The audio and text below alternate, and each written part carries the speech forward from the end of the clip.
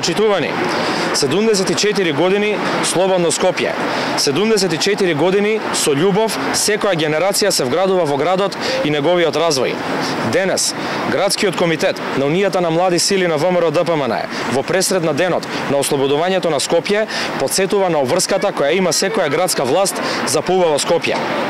Во моментите кога се сеќаваме на ослободувањето и ги чествуваме сите жртви, но и преживеани борци на НОБ кои го ослободија Скопје, се соочуваме со бришење на историјата и нивно изоставување од преамбулата, со тргнувањето на АСНОМ, што представува неблагодарност кон нашите дедовци и прадедовци што го ослободија градот. Почитувани, нашиот град веќе една година е запоставен. Купишта проблеми, а решенија никаде. Кучињата скитници напаѓаат луѓе, ѓубрето не се чисти редовно, а кога тоа се прави, се представува како некој голем проект, а не секојдневна обврска. Проекти нема, а проблемот со загадувањето, кој веќе десетина дена ни тропа на врата, се заканува и оваа зима да биде горлив проблем за скопјани. Шилегов нема решение за намалување за загаденоста на воздухот, иако пред изборите ветуваше експресно решавање. Сега, наместо да се фати за работа, организира стендап настави за својата неработа.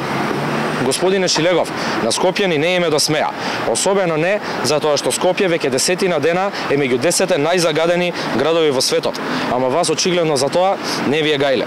Повикуваме итно да престанете да правите комедија од цел град и да се фатите за работа. Во спротивно, поднесете си оставка од функцијата.